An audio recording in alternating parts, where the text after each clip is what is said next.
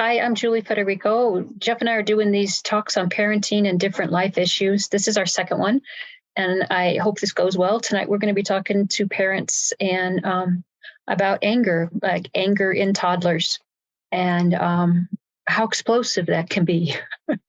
It's a powerful topic and one that's overlooked for sure.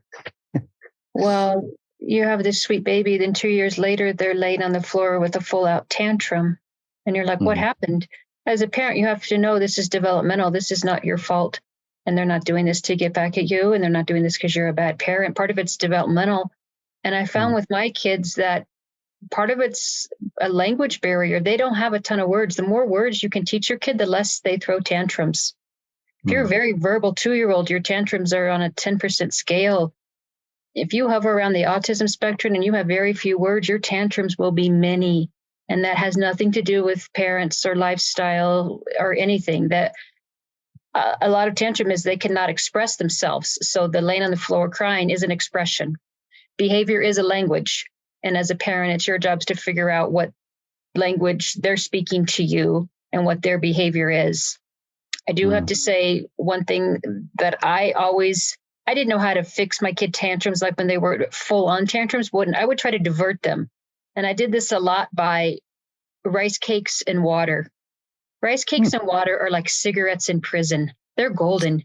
Anytime we were out, I had water in my purse, I had juice, I had granola bar, I had a rice cake. And when I would see them start to melt down, some of that might have been from dehydration. I mean, I did read a study, but this was on older kids. This was middle school kids. And when middle school kids go off at the middle school, 90% of them were dehydrated.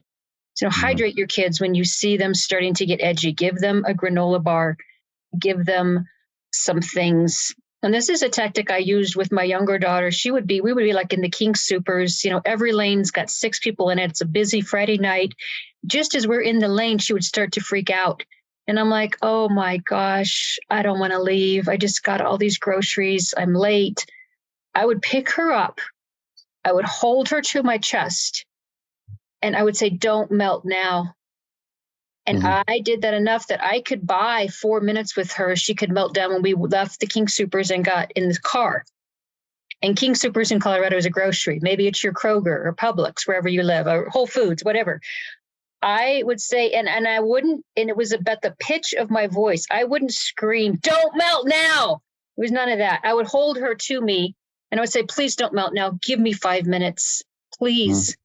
And I would keep her there for as long as I could hold her. And she was a big kid until my arms couldn't hold her anymore. I would hold her right next to my chest. I think it helped to hear the warmth of me, to feel my heart beating. And my voice was nothing but calm. And then I would set her back down. And 9 times out of 10, she wouldn't freak out. We'd get in the car. Then I would just start handing her the groceries that we bought. And she would come back to center. I mean, that's not going to work with every kid. As a parent, when your kid is melting down, like take notes. Do you know what I mean? Yeah, that's a really good point. And I think if more parents would take notes, literally, they'd be able to review them once their kid finally goes to sleep and kind of recollect, right? And really figure out, okay, well, what can I do better to prevent that in the future? Diverting tantrums. And kids have triggers. And if you pay attention, you'll learn their triggers. Dentists and doctors are a big one. Some kids freak out at hair cutters. Some kids don't like to be around a ton of people. And then as an adult, you might not know that they were overstimulated, depending on where you're at. I would take note of where you're at during the tantrum, what time of day it is, what they've eaten, how hydrated are they, and who's in your company. It might just be some people that set your kid off. But they don't have the language to say, I don't like that guy. He bothers me. Do you know what? They have very few words in a 2-year-old language. Yeah. And I think one thing that's overlooked a lot also is we as parents do most of the talking. Even when our kids do have a vocabulary, we don't let them talk as much. And I try to make a point to not only let them talk, but even with the students, when they're in here and they're in here with their parents, when I ask them a question, even if they don't know the answer, I'll let that awkward silence go for sometimes 30, 40, 50 seconds. And then I'll keep it short and kind of just let them know that I'm giving them the floor and I'm giving them a chance to express themselves. And even if they don't know what to say at first, that's okay, because they're seeing that the door is open now. And that's huge. I mean, you can kind of look at them when they're starting to melt down and say, tell me what's going on. And then you have to just keep your mouth shut and listen. Everybody's in such a hurry, and I don't know what we're hurrying toward. I don't think things are getting better, so I don't think you want to get there first. Do you know what I mean? Certainly. You're going to get there first. You're going to see real trouble. I think I want to divert real trouble as long as possible. So I'm trying to just slow down, you know? But with kids, we're always telling them, hurry up, get your shoes on, hurry up, get your coat on, get in the car, we're late. And some kids do not do well with transitions. My older daughter, every time there was a transition, she would pitch a fit. I mean, from the car to church, she would pitch a fit going into the bathtub. She'd pitch a fit coming out of the bathtub. Any transition, she could not do transitions. And I never got great at figuring out how to solve that, because in a day, there's a lot of transitions. And then I got divorced and she transitioned over to her dad's, and that was always a nightmare. I never got a great handle on that, but she wasn't throwing tantrums. She just did not do well with transitions. So some kids don't. And I think you need to give kids a lot of lead time. Like at breakfast, I would kind of map out the day. We're going to the park, we're going to the library, then we're going to church. Then we're going to come home and just watch TV. I think you give the kids a little thumbnail sketch of your day so they're not caught off guard. What? You didn't tell me we're going to the doctor. What? We're getting flu shots? I mean, I think you kind of have to prep your kids and give them time in their little mind to process. Okay, park, library, church, movie, got it. And that helps them with the transition, is what I'm saying. So I would always lay things out for my kids, and they knew exactly where we were going, and what was going on. Yeah, that's interesting. Some parents might argue that, you have to find a balance between that and just letting them learn through experience that sometimes it doesn't go according to plan, and you just got to get over it. Yeah. Well, that comes whether I gave them the speech in the morning. That had nothing to do with my parenting technique. No, Nothing ever goes to plan. That's why I don't want to be the first one at the end of the line that we're all racing to. No, you have to learn that you go to the park and it rains. You go to the library and they're closed. And you go to church, you can't find a parking spot. I mean, kids learn that at a young age. I mean, dealing with frustration, learning to manage frustration is another way to curb tantrums. Do you know what I mean? Yeah. Yeah. And definitely learning to express it through words and take the time to breathe and explain it is kind of the difference between a tantrum and letting the air out. If they get into that practice and they're able to do it, and we're able to open those lines of communication with them. I do the same thing. I'll sit down and explain what's going on throughout the day. And sometimes I'll even go a step further and I'll say, however, if something goes wrong, this might occur, this might change. So when that does happen, let's just try to get through it. Yeah. And you prepare them for the chaos that might be there, that probably will be there. Either way. Kids need longer processing time than someone your age or my age. I mean, we can process and pivot pretty quickly. It's hard to pivot it's hard to change as a 2-year-old. You get set in your ways, and we're going to do this, that, and the other, and we better do this, that, and the other. They don't, I'm at my age, I'm surprised when anything works. So I pivot constantly because I'm running into blocked doors and different things. The one tip I do have, then this really helped me with my older daughter, the one that wouldn't transition. She was always pitching fits, and she was playing and something didn't go well. So then she just full on raged at all of these activities she was in. I taught her 2 words: need help. And when I said, you need to say need help when you're raging, so I know how to help you. So then something would happen with the toys. They would fall apart and she would start screaming. She'd say, need help. And I went over to her and I would say, what is going on? And she could point if she couldn't say what was going on, she could point to trouble and we would fix the trouble. And that helped her tantrums, I would say by like 80, 90%, need help. And that was so easy. But she couldn't come to me and say, Mom, I'm frustrated. I need help. She didn't have that language. She was 2, but she could understand 2 words. And I said, when you run into troubles, tell me that so I can come over and help you so you don't have to full on rage and throw all the toys off the shelf and make the living room a mess. She would go into these rages where everything was on the floor. And that really, really helped. Yeah, and certainly that's going to help for the future because it sets a pattern that you can then kind of mold. Yeah. Right. That's I really like that. I've always been kind of an advocate for communicating to the little ones like they're adults, and just getting in the habit of doing that. And, we talked about that before, but in this case, it's probably one of the most important times to do that because they're expressing themselves in a natural way and, kind of being responsible for themselves in a sense. So you need to give them some type of recognition, but also communicate to them that there's a better way that you can do this. And there's a nicer way that you could do this. Well, they're looking for options. And I always talk to my kids like they were adults, even when they were babies. And kids understand a whole lot more than you give them credit for. And both of my kids are very articulate and very intelligent. And I think that came from the words that I was just always talking to them.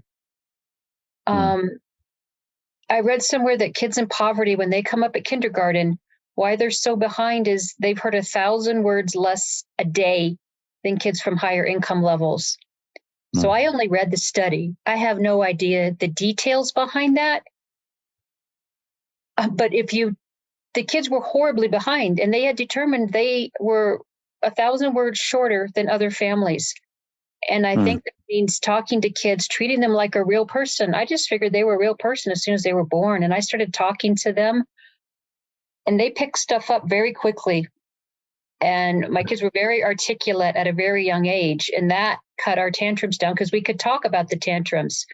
Oh, your dad promised to take you to McDonald's last night, and then he lied, and he ran out of time. And that would be a full-on tantrum, but we could talk about it. What was it like to get your hopes up for those golden fries? And then he just says, we're not going, with no explanation. And you can't argue with me because I'm the parent. They were raging. And I let them rage and let them get all that out. But we talked about it and we processed it. And then I always had to run in and be the savior. So long about Thursday, we would suddenly wind up at McDonald's. Because once you promise a kid something, you have to deliver it. Don't promise them if you're not going to deliver it, because that sets up horrible things. But their father was constantly promising things he had no intention on delivering. I never promised them anything that we weren't going to do. And that served me well. We're not talking about that right now, but right. It kind of all goes together. Yeah, it's certainly important, especially, the communication aspect, because if you're making them think that this is going to happen and then it doesn't, then they lose their trust in individuals. Yes. Real quick. And then say, well, we're not, and I say so because I'm your parent. My parents used to say that to me. That was the dumbest thing. I say so because I'm your parent. I'm like, I don't see the A plus B to that. That doesn't make any sense to me. I never said that to my kids. I think that's criminal. It doesn't make any sense. It makes you feel powerless. Do you want your kids to be powerless in this world that needs power and intelligence? Our world needs more intelligent thinkers. So raise your kids to be some of those intelligent thinkers. Yeah, absolutely. There's got to be a better way to do that too. When you're saying something like that to your kids, because there are times where, you have to overrule as an adult, and you have to let them know that my wisdom here is overruling your knowledge, you know, in a way that is constructive for them. They might still bite their lip and stomp their foot, but they have to know, no, this is how it's going to be. And maybe instead of just because, Yeah, that just doesn't go anywhere. You say, I can't give you all the details right now. And some of this is not age appropriate information for me to give you. So I'm not going to give it to you. But we're not going there. And we're not going there because it's not safe. And I would say, whatever your trouble is, I would identify what the trouble is, But this whole because thing, it just doesn't work at all. Do you care if I pivot a minute into what I want to say about the book? No, not at all. Yeah. Okay. When I have written a book called Anger is Okay, Violence is Not. And when I wrote it for a Head Start in Hartford, Connecticut. I was eating lunch with them. They had used my first book. Some parts are not for sharing for Child Abuse Awareness Month. So I went out to celebrate with them in April. We were having lunch and they say, Julie, we have no book for October. There's nothing on the market. We need a book for Domestic Violence Awareness Month in October. I said, no, I'm not done with this book yet. They go, you don't have to be done, but we don't have anything. Please, ante up, give us another one. So on the flight from Connecticut back to Denver, I wrote Anger is Okay, Violence is Not. And I wrote it from a perspective of teaching kids what to do if they're living with domestic violence and how to intervene and how to get help. As I wrote the book, and I wasn't trying to do all this, it has a dual message about anger control for toddlers. And it kind of worked out perfectly. So it's a book on domestic violence prevention, but it's also a book on toddler control and anger control. In the book, the fish comes out and he wants to hit his brother. And then I give other tools. So with anger, the most important thing about anger, it's like cigarettes. You can't just say to someone, stop smoking. You can't say to a toddler, I want you to stop that tantrum right now. Cut it out is what parents always say. Cut it out. And that gets you goose eggs every single time. You could not tell a toddler to cut it out. They can't control themselves. So do you think you yelling at them is going to make it better? You have to give them a replacement behavior. When you stop smoking, you need a replacement item, cigarettes, water, easy juice. You have to put something in your mouth, a sucker, gum. So when your child is raging, you say, you can't do that, but you can go paint. You can go play soccer. You can watch television. You can call Granny if you want to chicken with her. So you need to give them a list of other items that you can do. So in the book, it gives you the list and it explains it perfectly. So I wasn't even trying to do that, but I became, so I market it as a domestic violence prevention book. I also author it as a toddler tantrum, fireproof or bullyproof your tantrums. And it has a lot of replacement behaviors. And that's the best way to get someone to stop raging, is to give them something else positive to do. Yeah, that's great. It's wonderful. And I'll put the link to that book in the description below also, so people know where they can get it as well. Yeah. And I can send you the YouTube video. My daughter and I think I reread it online, so you can read the whole thing on YouTube. Awesome. Yeah, it's fun. These people are little. I mean, you have to understand how tender and young their minds are. They don't have a full deck, as they say, you know what I mean? So you're dealing with limited knowledge and you've got to build on what you have. Right. I'm thinking for a second about what she said about when not saying because, right? Because I'm the parent. I was thinking about how that is kind of connected to that philosophy where don't constantly say no to your toddler, because they're going to learn the word and they're going to use it against you and they're going to do it back. And it just crossed my mind that, maybe when we pull that with our kids and we say something along the lines of, because I'm the parent, that's maybe where they start to say, they start using because, and they don't give you explanations for their feelings or for their actions. They just do something that was uncalled for, and you ask them why they did that, and they just say because. And they give you the same exact. They give you a taste of your own medicine almost.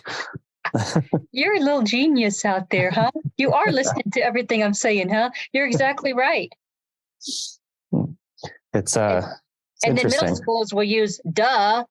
That's what they use when you get older. I can tell you that's coming. Or other profanity words that I won't use on air, but like you have to reframe the question. The 3-year-old's hitting the baby, putting his hands on the baby's face. And you say, we don't touch the baby's face, but you can touch his feet. Mm-hmm. So you use that for every item. We don't do blank, but we can do blank. That's we really don't good. get into mommy's purse, but if you want to get in the junk closet, you can. If you want to get in the laundry room, you can. We don't get on mommy's phone, but you can go outside and get into anything out there. So it's the same thing every time. We don't, but you can. And you fill those in. You do it enough times, it kind of becomes automatic. And soft touches is another thing I always used, because my older daughter was always beating up the little one. And I'm like, soft touches. You can touch her softly. None of this.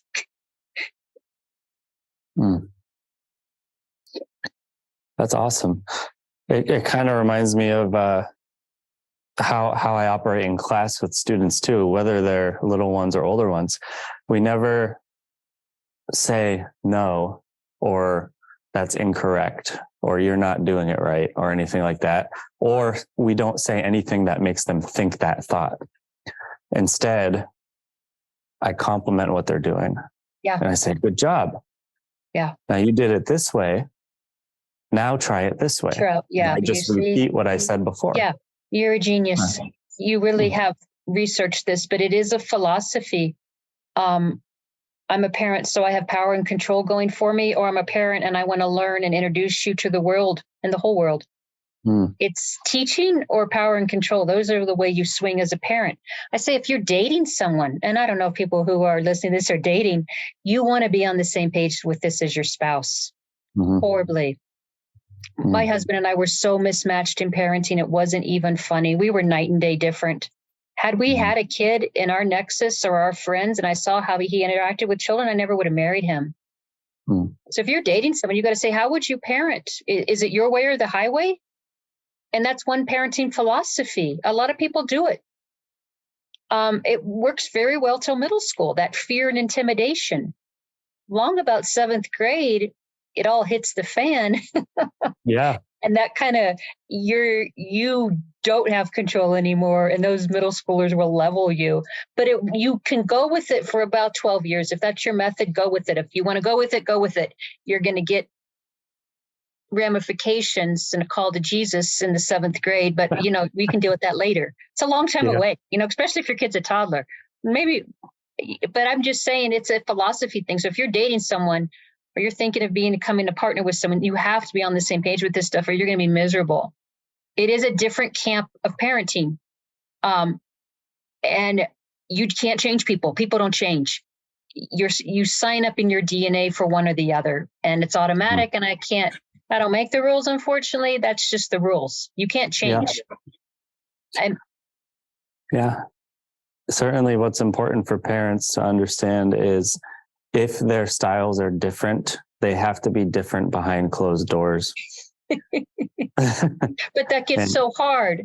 That gets so hard if somebody is like, we broke one dish, let's not break the other 12. And that's what they say, rather than screaming at them for 15 minutes because they broke one. Yeah. I'm like, you broke one. I'm going to put the rest of them in the cupboard so you don't break the other 12. I mean, but it's really hard to be on the same page in the heat of the moment. And it just gets, it's a whole lot more work, and it's no fun. You could go find someone else and you guys are equally matched. I would say don't bark up the wrong tree, but this is not a premarital class. I just throw that in because I saw it and I lived it in my own life, and I was miserable. I was completely miserable. And it just didn't work. Yeah, I can understand. Even parents that somehow manage to stick together and aren't always on the same page, you can see how it truly affects the child's development, and they deal with it, and they either overcome quickly, or it takes a really long time, and then maybe they do it to their kids too, and they pass it on. It's tough. And I think the hardest thing, even in front of little ones, is some parents don't realize that the way they talk to each other, the little ones pick that up. And, you bring up the different household environments. A lot of people pick up attitudes and mannerisms and the way they, people treat each other just from watching other people do it, and they start doing it. And that's how they learn to express themselves in their environment. But imagine a 2-year-old throwing a tantrum, and one parent deals with it one way, but the other one in front of the 2-year-old who is having the tantrum has a tantrum about the way the parent is dealing with it. It basically just kicks anything that you were trying to do that was positive out the window and makes it even harder to deal with it tomorrow. When it happens. When someone is throwing a tantrum, your whole goal is to de-escalate, not escalate. And I see parents, I see it in the store all the time. The first thing they says is, do you want a spanking? Because I'll spank you right here. And I'm like, okay, that's probably not, do you think that's de-escalation? Then that escalates the kid. If you went up to the kid and said, do you need a drink of water? That's a much better thing to say. Or they say, wait till you get home. You're going to get it from your father. That's escalation. I mean, I don't have to go into what's escalation and de-escalation. I think the parents do because they're mad. They're out of the store. They're trying to get stuff done. This kid's an obstacle in the way of their day, and they don't want to deal with them. I have seen parents shake their kids to death, smack them, and I just walk away because I'm so tempted to say something, but like, hey, kind of a parenting expert here. This is not going to work. And my daughter gives me this look, and she'll raise her eyebrow because she knows I've intervened with people before. And she gives me this look like, don't you dare, Julie. And I walk away, but I've seen some awful things. When someone is in a full-on tantrum, it's de-escalation, ponies and fairies. Try to talk about something positive. Try to get them to have body contact with you. Smacking them, when I see parents yank their arm, when the little kid, they yank their arm, that's none of that's helpful. If you don't know what to do, pick them up and hold them and just pat them and say, it's going to be okay. We're going to get out of here. Just give me a second. It's going to be okay. I know you've had a hard day. I know things did not go well this morning. I know your brother bit you. Like they could have had the worst day of their life. And then around 3:00 is when they usually just melt. And that was my favorite phrase. Don't melt now, Olivia, please just don't melt now. And she wouldn't. And it worked like a charm. Like I said, when you're in prison, you need cigarettes. When you're a parent, you need rice cakes and water and granola bars. And I just kept them in the trunk of my car. I never ran out. Like it was something I would never run. I would feel so exposed if I didn't have all of those tools, but they were a tool now. And I don't know. I say rice cakes because they're cheap. They're non-fattening. You don't have to refrigerate them, and they have a long shelf life. So that's just why I went to them. Granola bars get hard after time. The shelf cake of a rice cake shelf life is a long time. So all of these things are good. You need a little toolkit with you, when you go out with kids. But it is challenging, and you make good advice. If your partner is doing something you don't agree with, just keep your mouth shut or walk out of the room and say something later when you're not in front of the kid. Go on a walk, go put the recyclables out, go take the trash out. Leaving rooms is really a good thing to do when you don't know what to do. Leave a room.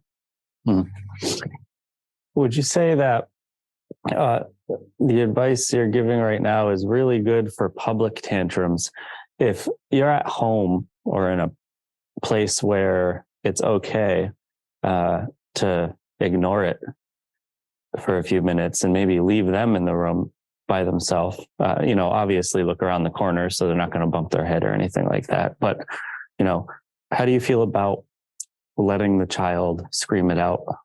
I like it. I mean, I like it. I do. If you're in an apartment, that gets harder. If you're living and you're doubled up with another family, that gets harder. But if you're in a single family home, I would let the kids rage at home as much as they wanted because it didn't bother me. I mean, I would go about what I was doing and I would kind of keep an eye on them.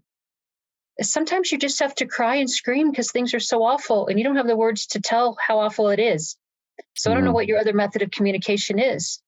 I would let them rage at home. I didn't have a problem with that. It just seemed like if that's what you want to do,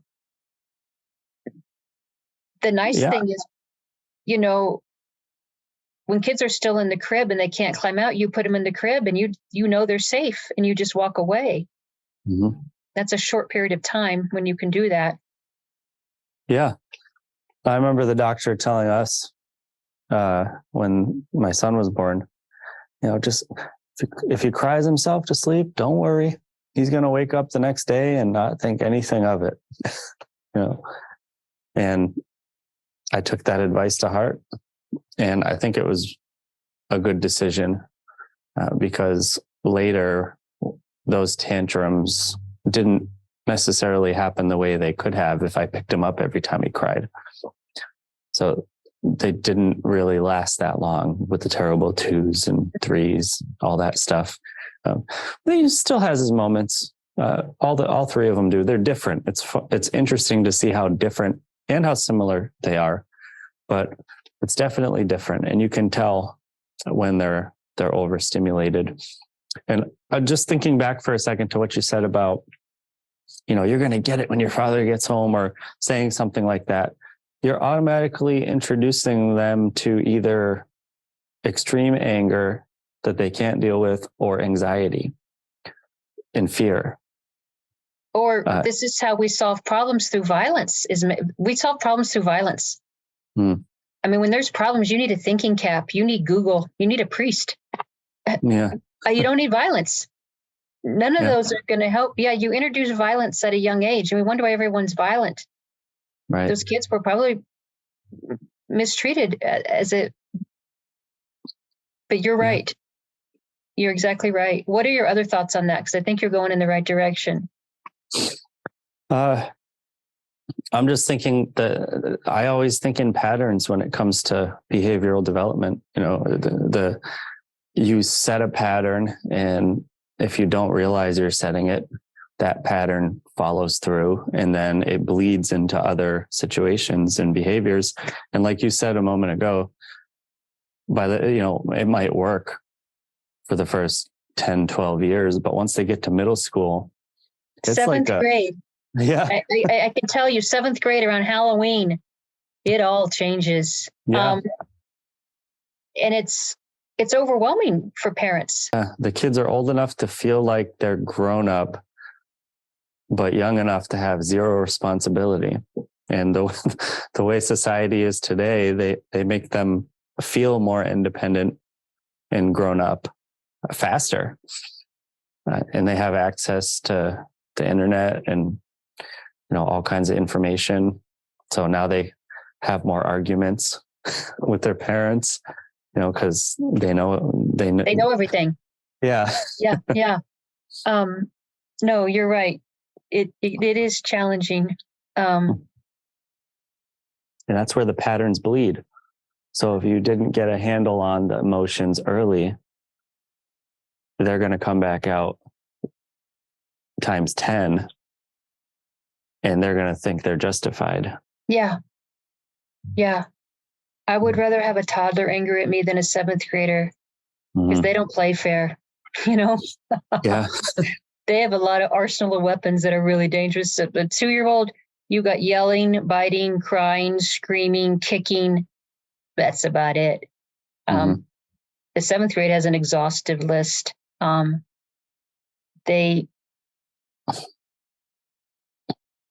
I like what you said a minute ago when the parent says, because I said so, because I'm the parent, that bleeds into when you're a 7th grader.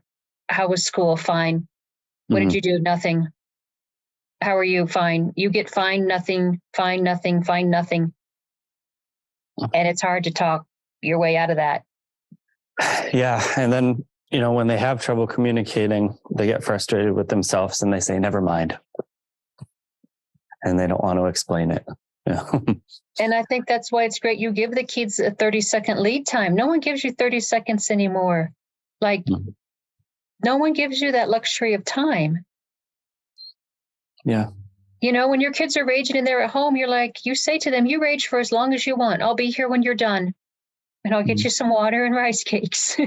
But you go rage for as long as you want, and I'll be here to support you. Yep.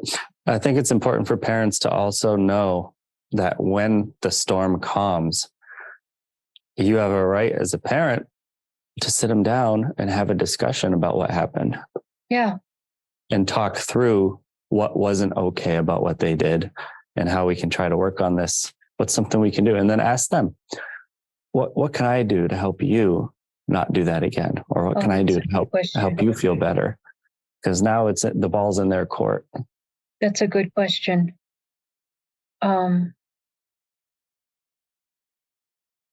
I would sometimes say to my kids, what's going on with you today? Then I would just keep my mouth shut. And the things I heard were awful.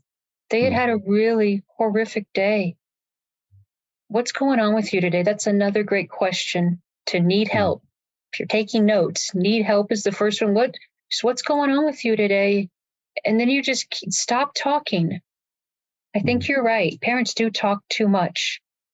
You should listen more than you talk. Yeah. And take your kids seriously when they talk too. You know, I mean, just like we said, talk to them like they're adults, not in the sense where you're going to, give them that pride feeling where, you push them into that 7th grade mentality, but you talk to them like they're an intelligent human being that can hold a conversation. Yeah. And I catch myself all the time because I have the unfortunate circumstance of being my children's father and teacher. Yeah. So sometimes I have to back off and slow down because I expect a lot out of them because they're leaders, they're teachers to their peers. And sometimes I think about, I have the unfortunate blessing and curse of remembering conversations forever. So I think about a conversation I had with them, and then I sit down later and I bring it back up, and I get back into it and I repair any damage that I did, hopefully. But I think it's better than leaving it unsaid. Letting them see that I'm vulnerable too. I'm improving myself as a parent, and hopefully when they're parents, they cannot repeat some of the mistakes that I make as a parent, because they're going to make their own. True. Well, yeah, nobody is perfect. But your kids are great teachers. You study their tantrums, you could figure it out. I mean, kids are really good teachers. And if they have an unmet need that you aren't meeting for them and these tantrums keep coming, they'll keep telling you, they'll keep bringing it back to the table. So if you don't get it the first time, maybe they'll throw another tantrum, and you'll start to catch on. Would you say that tantrums can lead to erratic decision making? Like, sort of like when a child's abused and they don't nobody knows, and then they act out and they do things that are just unexpected, like breaking a window at school or something like that. I don't know, just some random thing I'm thinking of.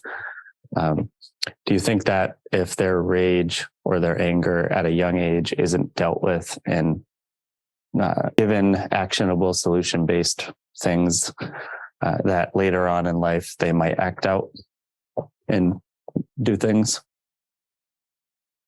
What you're saying is completely true, but through this whole talk that we've been having, I've been talking about normal, age-appropriate developmental tantrums. So all the advice I gave to you was just, everybody's going to go through the tantrum stage. And so that's what everything I just talked about. What you just said, that it's interesting to investigate, but that's not what I've been talking about in this past topic. But if you don't know how to control your anger as a 2-year-old, and then a 4-year-old, and then a 6-year-old, and then a 16-year-old, they can haunt you.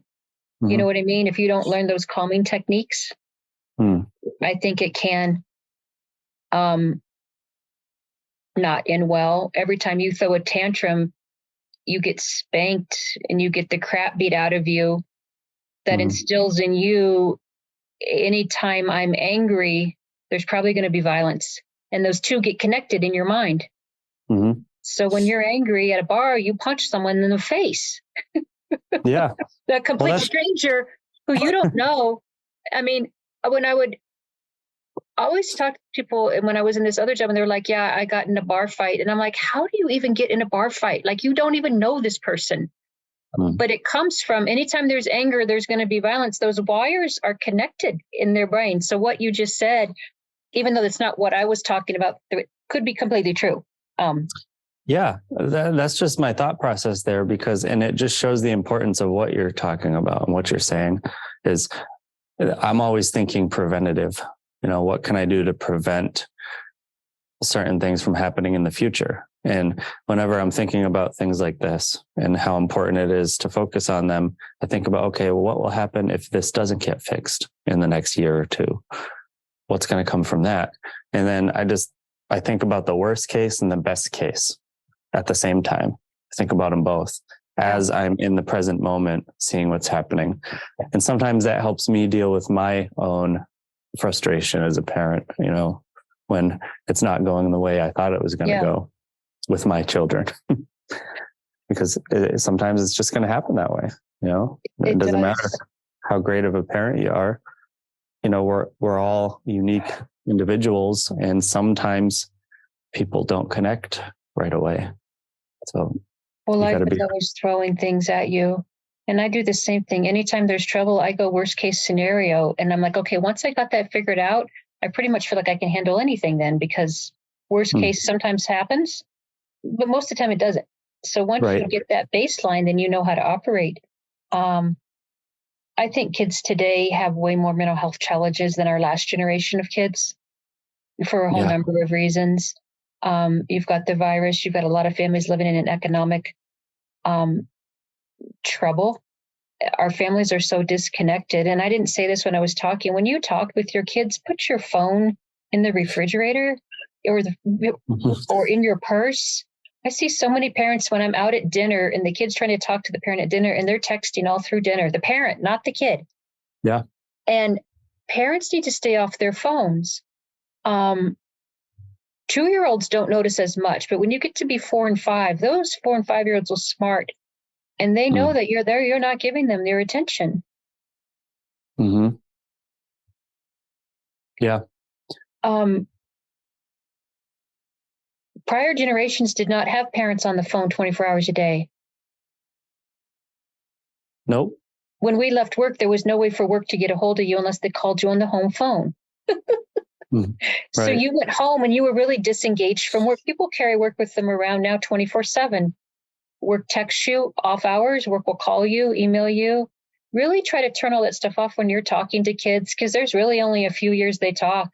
They stop talking in middle school, and you really can't make them talk unless you want to get violent with them and smack them and make them talk to you again. That sometimes works.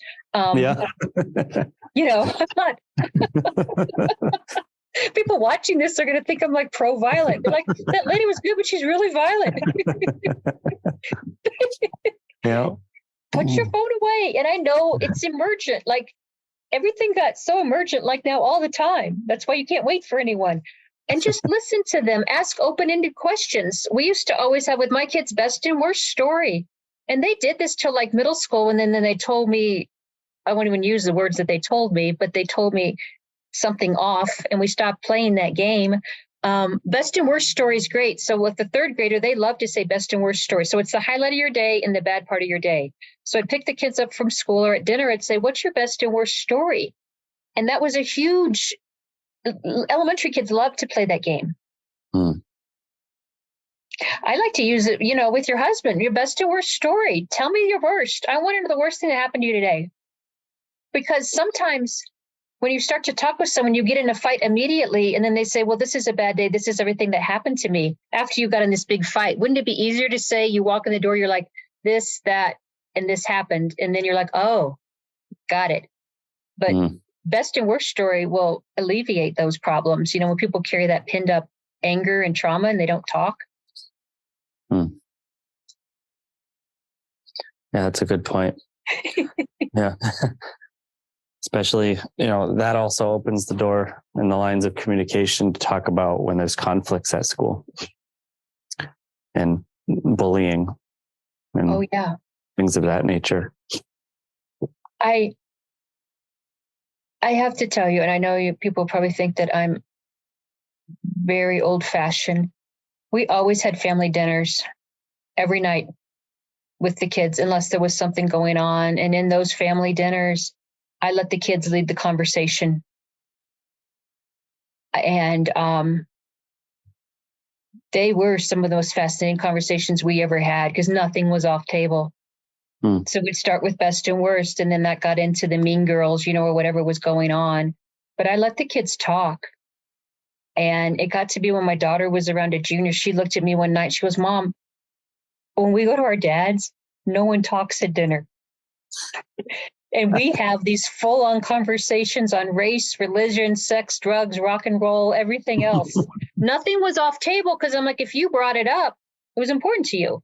Mm-hmm. And when she said to me, junior year, we don't speak at my dad's, I'm like, interesting. She goes, these family dinners are fascinating.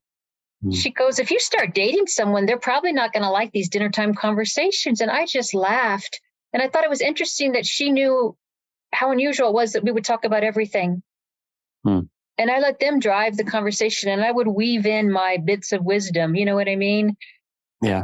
Got involved in topics, and we talked about a lot of heavy topics. And I told them, so you have birth to 18 to train your kids. You have to tell them about the whole world in 18 years. And then you send them off to a college, work, or the military. 18 years is not enough time to learn the world. And it gets harder by the day. I feel like I need a coach now to take on the world. So that's why we talked about everything, because they're going to encounter everything. We talked about money, everything that you can imagine. When Donald Trump was in office, my kids went to school with a lot of undocumented kids. We had never talked about undocumented kids, but my daughter, who was in 7th grade, says, Mom, my kids, I have friends, they cry every day because they think they're going to go home and get deported. And we started talking about what that was like and how privileged we were. Our family was to be here and be born here. And we didn't even worry about that. But we talked about what it was like for them. And we really talked about everything. And I think it was fun. Yeah. I don't know if I did it right, but you only got 18 years, and that's not that long, because they stopped talking in middle school. So, you choose your words wisely and put your phone away. Yeah. I think doing it is doing it right. You have to do it. If you don't, then you're missing out. Well, if you don't, someone else will give them their information. I didn't want a child perpetrator to be the first one that talked to my kids about body safety, because they give a whole different message than what I gave. Right. I didn't want Donald Trump to be the first one to teach my kids about how to be an American. So if you don't step in and tell them your beliefs, somebody else will. And there's plenty of people out there who would love to groom your child into all kinds of different things. Yeah. Yep. It's doing that also, and setting the foundation by having those conversations. You're going to absolutely increase the odds that your kids are going to come back when they're parents and include you in raising their child, which is going to, be amazing. I mean, that's what I'm experiencing with my parents. When I was growing up, I was the only child until I was 12. Then my first sister was born, and then 2 years later, my second sister was born. But during that time, my mom also started a daycare at the house. So I was, while still growing up in the martial arts and learning how to teach and working with different age groups, was also going home to a daycare that had infants. And some of these children and babies were the same ages as my sisters. So I was learning how to take care of children and watching them grow up. And now my sisters are in college. And when they were in, I want to say middle school, the lines are getting blurred now. My son is 11. It's going to be 12 this spring. So now they're seeing me with my kids, and I'm seeing them. It's like looking in the past at myself. But just the insight that comes from having those types of conversations with your parents when you're younger, and then remembering that. Yeah. I try to take the approach of applying all of the things that definitely worked for me that my parents did, and trying to give what wasn't there, what was lacking, what didn't work, or what was missing, because I was a different type of generation. You know, I was in the 90s. I was born in 87.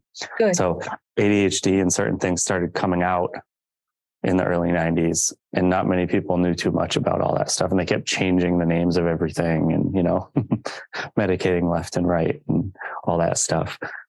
But every generation is different and it changes. So doing things like that is going to help them be prepared, and they're going to come back and say, hey, thanks for that. I need help with this now as adults. Yeah. No, that's great advice. And what an education you got as a little kid, you know. Yeah. I'm sure that has served you well. Absolutely. Yeah. This has been a lot of fun. I want to tell people how to find me. If you want to talk more about the parenting topics, my website's juliefederico.com. That's JuliFederico.com. If you forget my name, just Google anger is okay. Violence is not. I think that's easier to remember. And that's how you can find me. I like to talk to parent groups, schools, churches. I pretty much will talk to anyone who will listen to me because I feel like I have such an important message. And that's how you can get a hold of me. Jeff and I will be doing another one of these in a couple weeks, so we hope you come back. If you want to submit a question to me, you can do that through my website, and you can submit a question or find Jeff at his place, and you can email him, and we would take questions. I would love to know a story about someone who learned the need help tool and you used it, because I know it's going to work, and I would love to hear your positive story. Absolutely. And all of your information's in the link below, so you can go down and click it also. And thanks for sitting with us today, and I'm looking forward to our next talk as well. Well, you're great. I like how you think. You're easy to work with. I hope we help shed a little bit of light on this. Behavior is a language. Absolutely. You know, they're not trying to piss you off.